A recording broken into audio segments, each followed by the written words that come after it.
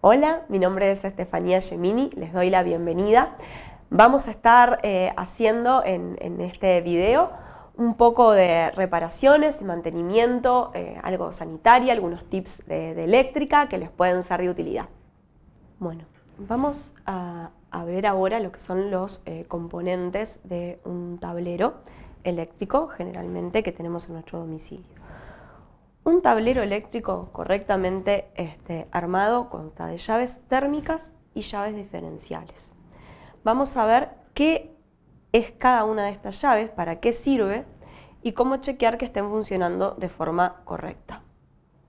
Vamos a hablar de la llave diferencial. La llave diferencial es muy importante y la función que cumple es proteger nuestra vida. ¿Cómo? Cortando el ingreso de corriente.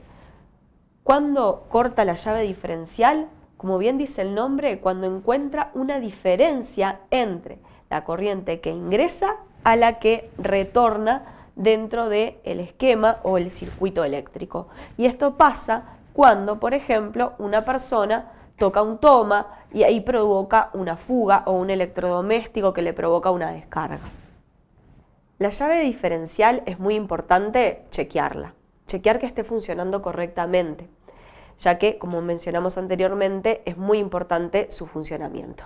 El chequeo es recomendado se realice por lo menos una vez en el mes.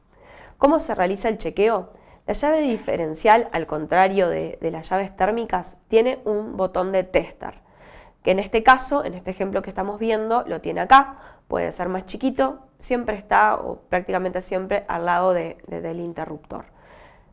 Esto simplemente se presiona. En el momento que se presiona, ahora no pasa porque está desconectada, la llave salta, ¿sí? La llave estaría prendida, se aprieta y esto automáticamente tiene que bajar. Eso quiere decir que el sistema está funcionando correctamente. Vamos a ver ahora las llaves térmicas. ¿Cuál es la función de una llave térmica en la instalación? Es proteger la instalación y proteger los artefactos, a diferencia de la diferencial, que lo que hacía era proteger nuestra vida. También son muy importantes dentro del sistema y funcionan por el aumento de potencia que puede soportar el conductor. O sea, si el conductor eleva a mayor temperatura, a mayor potencia de la que puede soportar, va a elevar la temperatura y va a hacer saltar la llave térmica. Llaves térmicas tenemos diferentes tipos. Este es un ejemplo, acá hay otro, hay muchos tipos. En este caso así estarían operativas y al saltar bajan. Se provoca una diferencia de temperatura, la llave va a saltar cortando automáticamente lo que es el ingreso de esa línea de corriente eléctrica. En esta imagen vemos un esquema de tablero. Es a modo de ejemplo. Tenemos el contador de UTE, el ingreso a la vivienda, lo que sería una llave térmica limitadora, generalmente la provee UTE, luego la llave diferencial y luego hay varias llaves térmicas que se dividen según cómo tengamos organizadas las líneas dentro del domicilio. Va de mayor a menor. ¿Por qué? Porque los problemas se van a dar de más chico consumo a mayor consumo. ¿Cuándo saltan las llaves térmicas? Cuando hay un problema en la línea. Y entonces es muy importante que tengamos sectorizadas y sepamos a qué línea corresponde cada llave térmica. Esto lo podemos probar si no lo tenemos en nuestra casa, bajando una de las llaves y viendo dónde se corta el consumo. Por ejemplo, bajamos la llave, quedamos sin luz en el baño, tenemos que ponerle abajo baño y ahí vamos a saber diferenciarlo. Entonces, si mañana tenemos que hacer algún trabajo dentro del baño, podemos bajar solamente esa llave, trabajar allí y dejar el resto de la casa energizada. ¿Cuáles son los problemas más comunes que hacen saltar las llaves? La sobrecarga de la línea. Por ejemplo, los caloventiladores, los secadores de cabello son equipos que tienen alto consumo. Generalmente la línea está dimensionada para una determinada cantidad de carga y enchufamos el caloventilador, sube la temperatura y salta la llave térmica. Eso es algo muy común que se da en los domicilios y en el caso nuestro, de nuestra empresa, se da muchísimo también en lo que son las terminales o algunas oficinas de trabajo. ¿Cómo cambia un toma? Vamos a ver un ejemplo de un toma, en este caso está suelto, pero vamos a suponer que está contra la pared. ¿Y en qué caso lo voy a cambiar? O que dejó de funcionar, o que se quemó, recalentó. Bueno, en ese caso se cambia esta piecita, que sería el toma. ¿Cómo lo hacemos? La plaqueta generalmente tiene acá una buña que la podemos enganchar con un destornillador de paleta, a veces sale bastante sencillo, ¿no? Se hace así y se saca. Es a encastre, simplemente. Y esto es lo que nos vamos a encontrar dentro de la caja que está en la pared. Debería de tener 2 tornillos que se sacan, a veces también están sueltas, pero lo correcto es que tengan los 2 tornillos, y esto se puede sacar hacia adelante. Tengan cuidado, sáquenlo suavemente porque los conductores están todavía conectados. Antes de hacer todo esto, importante bajar la llave térmica que me deja esto sin energía, desenergizado. Acá tiene 2 tranquitas que lo enganchan. Simplemente se engancha y se empuja para adelante y así se saca. Es todo a presión y todo a encastre. Lo voy a sacar para que sea más fácil para que ustedes lo vean. ¿Qué vamos a tener acá? Vamos a tener las líneas que ingresan de corriente, la que sigue en la línea, puede no estar y ser el último eslabón, digamos, de la línea, pero generalmente continúa y sigue con esto. Y tenemos la tierra. Esto simplemente se desatornilla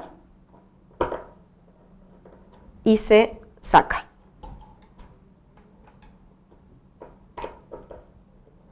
Acá hay que tener y que respetar cómo estaban colocados. Yo voy a venir con el toma nuevo para ponerlo. ¿Qué es lo importante? Saber cuál era la tierra. En este caso está en verde. No siempre está en verde. A veces tiene una línea amarilla, pero no siempre. ¿Por qué? Porque no hay una norma que diga cómo tiene que estar la tierra o cómo se tiene que identificar. Puede ser incluso hasta del mismo color que los otros. Entonces presten mucha atención cuál era la tierra para volver a colocarla donde era la tierra. La línea que va acá y la línea que continúa, lo mismo. ¿Cómo se vuelve a colocar esto? De la misma manera. Se aflojan los tornillos,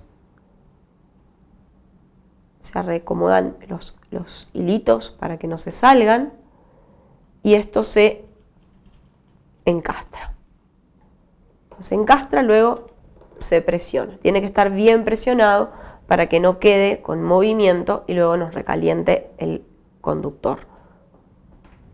Lo hacemos con cada uno, lo hacemos con la tierra, lo mismo, acomodamos los pelitos y lo ponemos en ese orificio que está allí.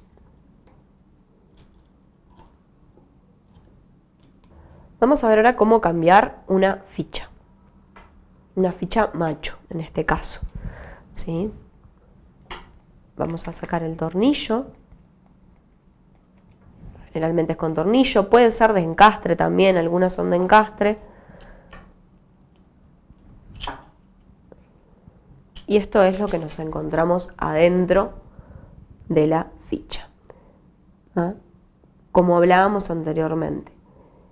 El orden en este caso, de estos extremos no nos varía en que lo cambiemos, pero sí es importante tener identificada la tierra y que la tierra vaya en esta patita del medio. Eso es muy importante. ¿Ah? Sacamos estos tornillos que lo que hacen es sujetar el cable, es para seguridad, para que cuando tiremos de la ficha no se salgan estos.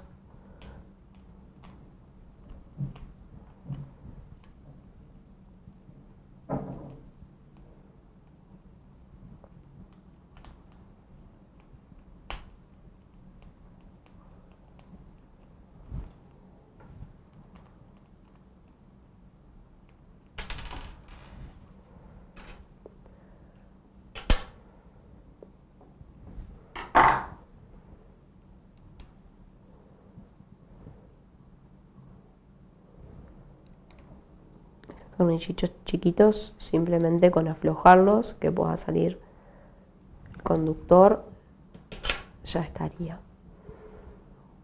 Bien. Bueno, ahí sacamos, se descartaría y se haría el mismo procedimiento con una ficha nueva a la inversa. Armamos primero esto, colocando en los orificios el conductor,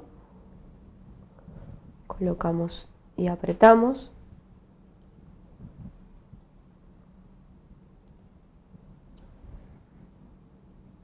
Identificada la tierra, en este caso es verde con una línea amarilla, que es la que va a ir en la patita del medio.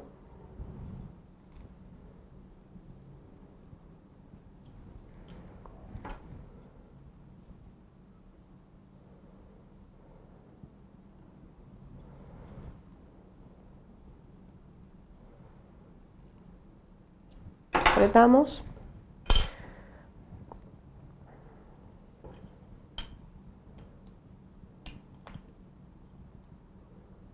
Colocamos.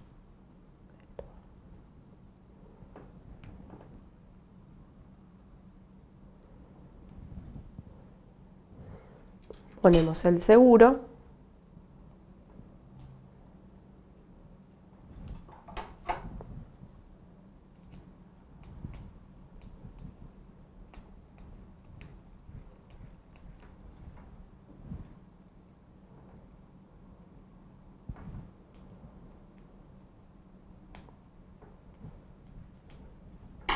Y por último, encastramos la tapa y cerramos. Y de esta forma cambiamos la ficha macho. ¿Cómo hacer un alargue? Lo vamos a hacer en este caso a modo de ejemplo con dos fichas, una hembra y un macho, 3 en línea. Se puede hacer con yuco. La forma de conectarlo es básicamente la misma, muy similar. ¿Qué es importante a la hora de elegir qué tipo de cable vamos a usar? Bueno, eso va según el consumo. Yo en este caso, en la diapositiva que vieron anteriormente, les puse 3 ejemplos. Son ejemplos, o sea, no es una regla que sea así. Pero más o menos un cable de 1 milímetro va a estar tolerando aproximadamente 8 amperes, uno de 2 milímetros 15, 2,5 18. Más no van a ver, o sea, no es común, pero bueno, se puede siempre hacer un cálculo y si es algo más complejo, por supuesto, les recomiendo siempre que lo vean con un electricista. ¿Cómo saben qué cable comprar? En este caso es un cable, puede ser charolado o recubierto en plástico, que tiene los 3 conductores. En el cable dice de cuánto es. Vamos a buscar acá, por ejemplo, son 3 por 1 milímetro. ¿Qué quiere decir esto? Que tenemos 3 conductores de 1 milímetro cada uno. Bueno, medimos los metros que precisamos, son los metros que vamos a comprar de cable. Vamos a comprar una ficha hembra y una ficha macho. Y el modo de armar va a ser el siguiente. Vamos a desarmar la ficha, tiene un tornillo que ya retiramos. La abrimos, adentro es así. ¿Sí?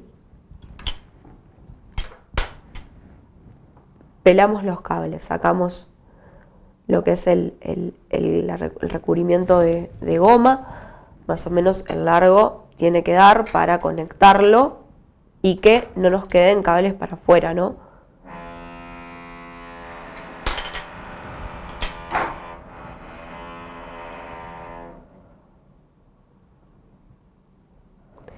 Tenemos que tener cuidado cuando pelemos el cable de no romper los filamentos de cobre. Lo vamos haciendo despacio, con precaución.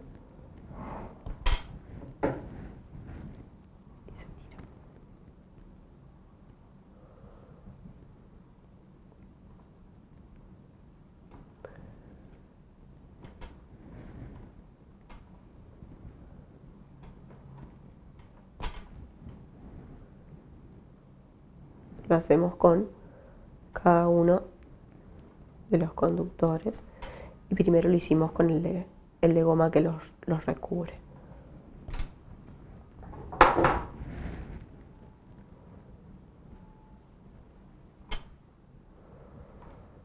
En este caso está de nuevo marcada lo que sería la tierra por el verde y amarillo, que nos va a ayudar a recordar que siendo distinto que los otros, en el otro extremo cuál va a ser la tierra. Es lo que siempre tenemos que respetar. Lo que usemos de tierra en la ficha hembra va a ser lo mismo que vamos a usar de tierra en la ficha macho. Esto lo desencastramos y vemos que es así. Con el destornillador aflojamos el tornillo que tiene en la parte superior.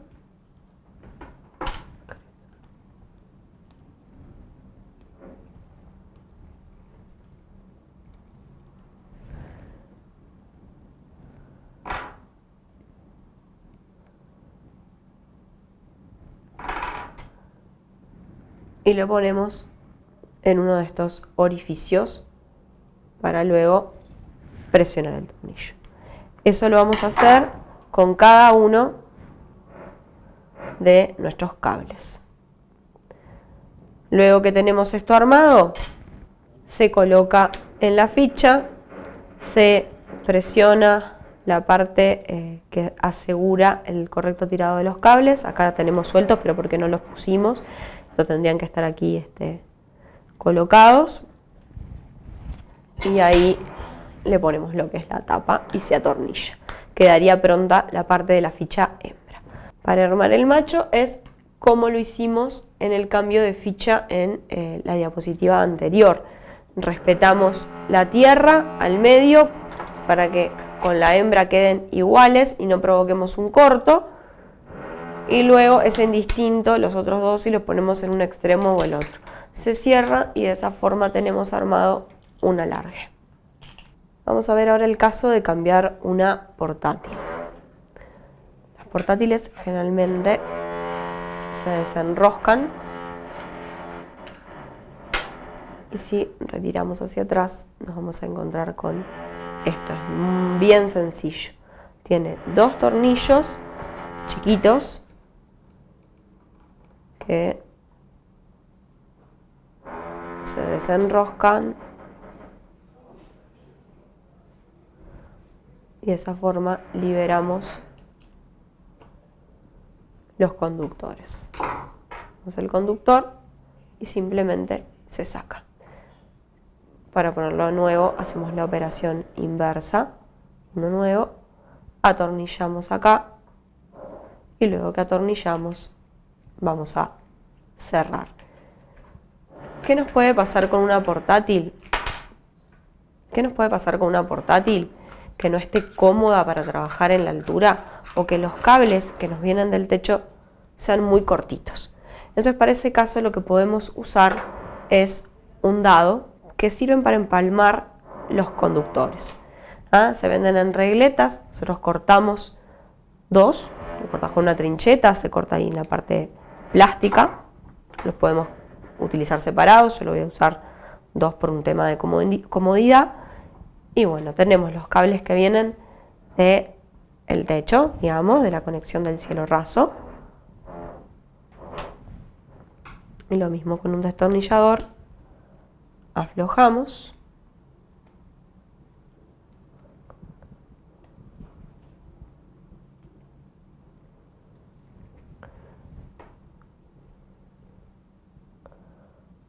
Vamos a poner el lado.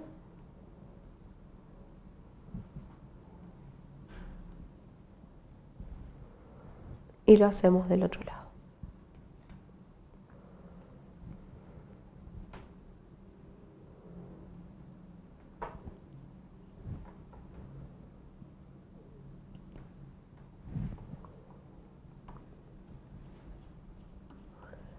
Esto nos quedaría saliendo del cielo raso o del techo.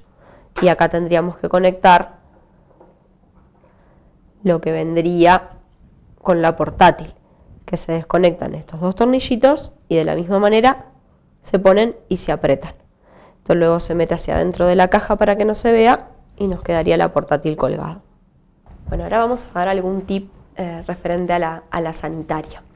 Nos puede pasar que tengamos alguna pérdida y no sepamos exactamente dónde está. ¿Cómo hacemos para localizar o sectorizar el lugar donde tenemos la pérdida? Si tenemos todas las canillas cerradas de agua y vamos y miramos el contador de OCE y el mismo está girando, quiere decir que estamos teniendo una fuga, una pérdida de agua. ¿Cómo me doy cuenta en qué lugar está?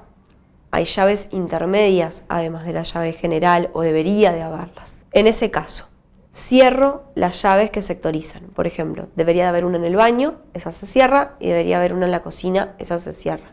Y luego hay una que está enseguida de lo que sería el contador mismo de OCE. También la cerramos. En ese caso tenemos todas las líneas de agua cortadas. Vemos el contador, como cerramos la llave inmediata, debería estar quieto, no debería tener pérdida. Entonces, lo primero que abrimos es la que sale enseguida del contador. Y ahí miramos, ¿se movió el contador? Si se movió, la pérdida está entre el contador y la entrada al baño, o entre el contador y la entrada a la cocina, según como lo tengamos sectorizado, pero hasta la siguiente llave cerrada sería en ese tramo. ¿Qué pasa si abrimos y el contador no se mueve? Quiere decir que ahí no está. Entonces iríamos a abrir la siguiente llave. Abrimos la del baño. Abrimos la del baño, vamos para afuera, se está moviendo el contador, la pérdida está dentro del baño. Si no se mueve el contador, quiere decir que la pérdida está en otro tramo. Esto va a depender de cómo lo tengamos dividido. Puede ser que primero pase por el baño, luego por la cocina, o que sea independiente. Si es independiente, lo mismo. Vamos abriendo llaves y vamos viendo el contador. Y así vamos viendo exactamente en qué tramo está. Y en caso de tener una pérdida, poder cerrar, anular solamente ese tramo de sanitaria y poder seguir utilizando el agua del resto de la casa a espera de hacer la reparación. No nos quedaríamos sin agua totalmente cerrando la general. Otro problema sanitario que puede darse con frecuencia es tener un calefón, un termotanque pinchado. ¿Cómo nos podemos dar cuenta de que está pinchado? Muchas veces es visible y se puede ver la gotera de agua o la salida de vapor, pero a veces no es visible. En ese caso, la forma de darnos cuenta es que el agua se agota muy rápidamente. O sea, vamos a usar el agua caliente y tiene un descenso de temperatura mucho más acelerado que el normal. En esos casos, habría que llamar a un técnico para confirmar o verificar el correcto funcionamiento del termotanque o calefón. Una pieza importante que debemos tener en buen estado a la salida de nuestro calefón es esta, que es una válvula de retención. ¿Para qué sirve esto? Para que el agua caliente que está dentro del termotanque no retroceda y vuelva al sistema sanitario, se ingrese a la parte del agua fría. Y también nos ayuda a que si hay presión, mucha presión en el termotanque, liberar un poco esa presión y evitar, que explote, digamos, el calefón. Es importante que esta válvula esté siempre en correcto y buen funcionamiento. A veces se sulfata, en ese momento hay que cambiarla. Puede pasar que algún día veas que sale una gotita por acá. Eso puede ser normal o que está roto. ¿Cómo me doy cuenta si es normal? Si es puntual en un momento y no vuelve a suceder, fue porque liberó un poco de esa presión que hablábamos que puede pasar cuando estamos mucho tiempo sin usar el calefón. Si el goteo es constante, ahí ya puede haber un problema. Algo que solemos ver en las terminales, que nosotros tenemos calefones para agua caliente de mate, es un termotanque que levanta más temperatura que uno doméstico. Entonces solemos ver que gotean, hay gotera. No está roto, está bien que gotee. ¿Por qué? Porque levanta mucha presión y es una forma de liberar esa presión. Un goteo, cuando hace tiempo que no lo estamos usando o tiene poco uso, es normal. Ahora, si el goteo es constante con uso frecuente, ahí sucedería lo mismo. Es importante llamar a mantenimiento para que le hagan una revisión. Luego de la válvula y de la salida del calefón, tenemos abajo colillas, tanto para el ingreso de agua al calefón como para la salida. Colillas tenemos diferentes tipos. Pueden ser hembra, pueden ser macho, macho-hembra, hembra-hembra, ¿sí? Es importante que si se nos pincha una colilla y tenemos que ir a cambiarla, cuando vayamos a comprar, primero que nada medirla para comprar la medida adecuada y que no nos quede o corta o demasiado larga, que va a provocar que hagamos quiebres en ella luego para poder conectarla, y fijarnos la salida del calefón y más que nada la de la pared, ¿tá? Para saber si tenemos que comprar macho-hembra o hembra-hembra. En casa siempre tenemos que tener tapones. ¿Por qué? En el caso de pinchar una colilla, podemos cerrar el agua, quitar la colilla, colocar el tapón y poder cambiarla tranquilamente sin necesidad de quedarnos sin agua en el domicilio. Porque al momento de tapar la salida o del calefón, digamos, o la entrada, vamos a poder seguir utilizando la red sanitaria, tener agua en casa sin problema ninguno. Esta colilla, que es diferente a las otras que solemos ver o que están más visibles en el domicilio, son las que se utilizan en las cañerías de monocomando. Esta punta puede cambiar, puede ser más grande o puede ser más corta según el tipo de grifería que tengamos. Lo mismo, se nos rompe el grifo, tenemos que cambiar, nos fijamos la colilla, nos fijamos la medida, ponemos el tapón en la pared, en este caso sería una hembra, y nos vamos, podemos llevarnos la muestra o con los datos de que es hembra, para monocomando, si es corto o largo, y la medida para poder comprarla correctamente y hacer el cambio de la colilla pinchada. Debajo de las piletas de cocina, de las bachas o de las piletas de baño, debemos tener un sifón.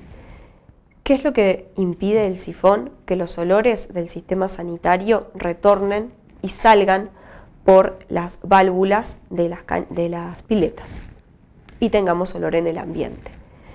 ¿Qué hace un sifón? Es un sello hidráulico. Acá tenemos un ejemplo de un sifón corrugado. Hay distintos tipos, hay rígidos. En la diapositiva que vimos anteriormente había una imagen de uno rígido. Vamos a usar este ejemplo para explicar además su funcionamiento. El sifón debe estar siempre de esta manera. Esto estaría conectado a la salida del desagüe y a la pileta o lavatorio. ¿Qué obtenemos con esta forma? Que siempre esta parte tenga agua. Al tener esto agua impide que el olor que puede ingresar del sistema venga y salga por aquí, por el orificio de la pileta. Por eso siempre tiene que tener agua. Si esto está así, no va a tener agua, porque el agua se va a ir. En todos estos casos, vos usas la pileta y el agua se va. Por eso tenemos que dejarle siempre una vueltita más abajo que la salida para que contenga esa agua y produzca ese sello que impide el pasaje del olor. Esto es lo que tenemos que controlar siempre en nuestros sifones, que estén correctamente colocados, si no vamos a tener olor en el baño o en la cocina. En estos años trabajando en mantenimiento he visto como muchas personas arrojan restos de café o de yerba mate al sistema sanitario, más que nada a las piletas, creyendo falsamente que esto va a ayudar a desobstruir. Más que nada lo he visto con el café. Esto es falso y por el contrario lo que provoca son obstrucciones y genera un sarro que trae complicaciones luego que nos van a ver forzados a llevar un sanitario para desbloquear o desobstruir la cañería. Vamos a hablar ahora del uso del taladro. Los taladros pueden traer percutor o no. ¿Qué es el percutor? El percutor, si miramos en la imagen, vemos que hay un ejemplo que tiene como un martillito. Quiere decir que además de girar, golpea. ¿Cuándo usamos esa opción del taladro? Cuando vamos a taladrar una pared de mampostería. En ese caso, ladrillo, bloque, hormigón. Precisamos que además de girar, el taladro golpee. ¿Qué es importante saber también? Además de cuándo usar percutor y cuándo no, el tipo de mecha a utilizar. Las mechas tienen distintas puntas y ahora lo vamos a mostrar. Una mecha de pared tiene una punta de flecha, precisamente para usar de forma adecuada la opción de percutor, de golpear y perforar. Una mecha de madera tiene una punta que ayuda a ir abriendo el paso a la hora de hacer el agujero. Este es un ejemplo de mecha metálica. Bien, tiene punta. Estos son ejemplos de mechas. También es importante el uso adecuado del taco que vamos a colocar en la pared. Para distintos tipos de pared hay distintos tipos de taco. Este es un ejemplo de un taco de yeso. Este taco no precisa que hagamos un agujero con un taladro, directamente, que tiene una punta con el destornillador, se atornilla y es autorroscante, o sea, se va enroscando y nos queda. Esto se usa para tabiquería de yeso. Estos otros ejemplos, que también los tenemos en la diapositiva, son tacos y tacos para bloque. ¿Qué es la diferencia del taco de bloque? La pared de bloque es una pared hueca. Entonces, si yo pongo un taco convencional, es muy probable que tenga poco agarre y se barra y salga. Para eso están estos tacos de bloque, que lo que hacen es arrugarse, comprimirse, pueden hacer un nudo, pueden quedar orejas que topean, que lo van a ver bien en la imagen de la diapositiva, en la imagen de abajo del medio, cómo este taco se retrae y genera un nudo, evitando que se barra, ¿sí? ¿Qué es importante de los tacos para pared? Es importante que sean de nylon, porque el taco de nylon resiste que pueda deformarse un poco, no parte, el taco plástico quiebra. ¿Por qué hago esta referencia? Generalmente cuando compramos algún equipo que requiera murado, viene con tacos, nos pasa, un soporte de televisión, por ejemplo. El soporte de televisión viene con los bulones y viene con los tacos. Esos tacos probablemente sean plásticos y tienen grandes chances de partirse. Entonces, recomiendo que nunca los usen y vayan y los compren. Descarten esos y usen de la misma medida que les recomienda, pero de nylon. Tenemos duda de que el taco sea de nylon o de plástico. Hay un truco bastante sencillo que podemos hacer en nuestras casas. Con un vaso de agua tiramos el taco. El taco de nylon se hunde. Si el taco hubiese sido de plástico, hubiera flotado. Y de esa forma descartamos tacos que probablemente se rompan y nos puedan traer un problema como que se caiga una estantería o se caiga un soporte de televisión. Respecto a los equipos de aire acondicionado split, que son los que usamos normalmente en nuestros domicilios, hay pocas cosas, pero importante, que podemos hacer nosotros en nuestras casas, sin necesidad de llamar a un técnico. ¿Qué es importante para que el funcionamiento del split sea correcto? Que la diferencia de temperatura exterior-interior no sea demasiado grande. Pongamos el caso, en verano tenemos temperaturas a veces de 32, 34 grados. Nunca dentro del equipo puede estar a 16 grados. Es un extremo de temperatura, eso va a provocar que el equipo se esfuerce muchísimo para llegar, no llegue y consuma un montón. Entonces, en ese caso, no estaría siendo eficiente. Siempre el confort tendría que estar alrededor de los 21 grados, 22 grados, 23 grados. Eso sería para que el equipo funcione de la forma más eficiente. Lo mismo pasa al revés, en invierno. No podemos tener una temperatura de 27 grados en un equipo cuando afuera de repente tenemos temperaturas que se empiezan a acercar a los 0, a los 5, a los 7, 8 grados. Nunca el equipo va a poder funcionar bien. Eso es para que sea más eficiente esto que les estoy comentando. Por más que a ustedes les aparezca 16, el equipo no está dando 16, está sufriendo mucho. Ha pasado que empieza a tirar agua, he visto hasta tirar incluso agua congelada del esfuerzo que está haciendo. Lo otro que podemos hacer para que el rendimiento sea mejor es hacer limpieza de filtros. Limpieza de filtros: se levanta la tapa, se sacan las rejillas que vemos en la imagen. Generalmente, si no hacemos esto de forma habitual, tienen mucho polvo. La podemos poner abajo de la canilla de agua, cepillarlas y volverlas a colocar y cerrar. Eso va a ayudar a que el aire que ingresa, porque el equipo toma aire mismo del ambiente interior, lo climatiza y lo vuelve a arrojar hacia adentro, sea un aire más limpio, lo tome mejor también, sin obstrucciones de tierra. Esto es lo poco que podemos hacer, digamos, de forma doméstica para que nuestro aire funcione mejor. Otro tipo de problemas, como que se nos tape un desagüe e ingrese agua hacia adentro, ya deberíamos llamar a un técnico. o que sintamos olor fuerte a la salida del equipo, puede tener una fuga de gas el serpentín. Para esos casos siempre tenemos que recurrir a un técnico. Bueno, por último, vamos a hablar de lo que es la pintura de una pared o un tabique o un cielo raso interior. Cuando vamos a pintar en nuestras casas, nos podemos encontrar muchas veces con que tenemos hongos en la pared. Cuando el hongo es de puntitos negros, ese hongo generalmente es provocado por condensación. Ese hongo lo podemos matar, lo podemos limpiar y lo podemos pintar. ¿Cómo lo hacemos? Lo matamos primeramente lavando con detergente o usando fungicida. De esa forma lo matamos al hongo. Y luego lo blanqueamos, sí, usando hipoclorito. El hipoclorito decolora, el comúnmente llamado aguajane, es una marca, pero bueno, es como comúnmente lo conocemos acá en Uruguay. Si nosotros pasamos directamente, lo vamos a borrar, pero no lo vamos a matar. El hongo va a seguir vivo ahí. Para matarlo, siempre primero hay que echar fungicida o detergente. Entonces, lo matamos, hacemos la limpieza, esperamos a que seque, pasamos el hipoclorito con agua, que la relación debe ser 1:10, y luego que eso secó, ahí recién podemos ir y pintar la superficie. ¿Qué pasa con manchas de humedad que son ya como una mancha marrón? Si está clarita y está seca, es una mancha vieja, no hay problema, podemos decolorarla, limpiarla de la misma forma y pintarla. Si la pared está húmeda o esa mancha crece, cambia, ya es una humedad activa. En ese caso, si nosotros hacemos el proceso de matar, blanquear y pintar, no vamos a estar acabando con el problema. Esa mancha va a volver a aparecer.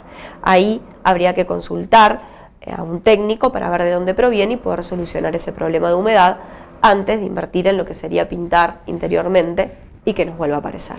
Bueno, espero que les haya sido de utilidad estos consejos, que les haya gustado.